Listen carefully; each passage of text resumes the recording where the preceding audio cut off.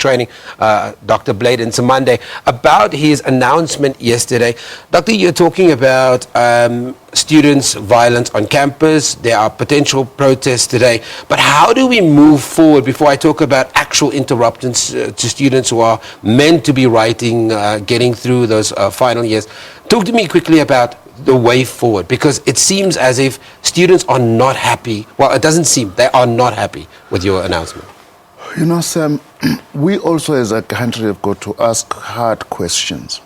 Why would students not be happy about the fact that more than 70%, and in some universities almost 100%, and colleges are not going to be paying any fee increase whilst there is a process? The way forward is clear. Next year, it's 8% increase, but 75% of our undergraduate students are not going to be experiencing Well, it's been capped at 8%. So yes, universities might not. Might not, yes. Yeah. So we've got more than around 75%. Some campuses, it's close on to 100%. That's part of the way forward. We are saying this is a huge relief, not only for the poor, but for the working class. It's teachers, it's nurses, it's police, it's many other civil servants, by the way, and semi-skilled and skilled workers in the private sector who are going for the first time not to be paying an increase because they are within this newly defined category now of the missing middle. The second thing, there is the Presidential Commission, which was established by the president to look at ways and means of assisting poor students to actually afford and access higher education. That is the process that we are saying that we should be supported. For now, we are urging students not to disrupt the academic process and endanger you know, students being able to actually move forward and others to actually complete. As I say, there is absolutely no reason for this protest, because the overwhelming majority of the students are going to be experiencing a no-fee increase in both universities and colleges. Minister, I want to touch on one thing that you talked about. You talked about the presidential review. When do we expect that, in terms of looking at alternative ways of funding these students? When do we expect that to be completed, number one?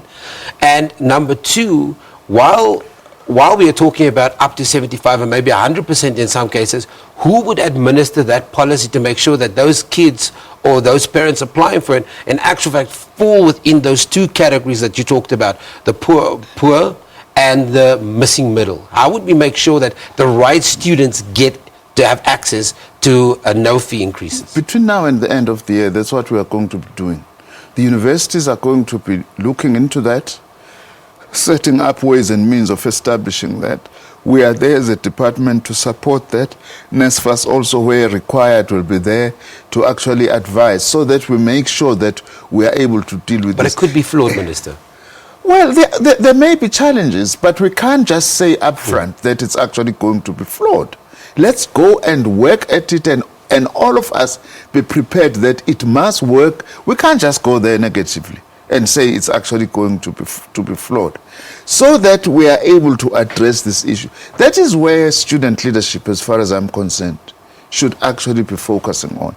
That's why also we are saying part of the way forward, let parents in our communities really stand up and be counted to actually say, we have to defend our university system for the sake of today's students and for future generations to come, and just not allow this willy-nilly disruption of the academic process, even if it is not necessary.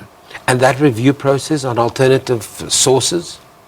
Well, the commission is going to be giving some interim report in November.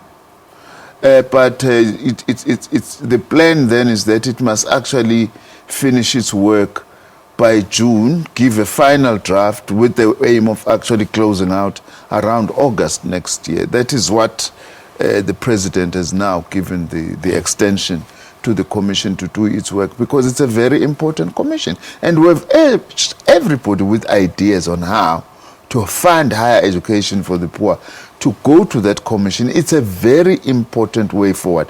It's of no use to demand and not put in ideas at the same time and say, if I'm unhappy, what is the alternative?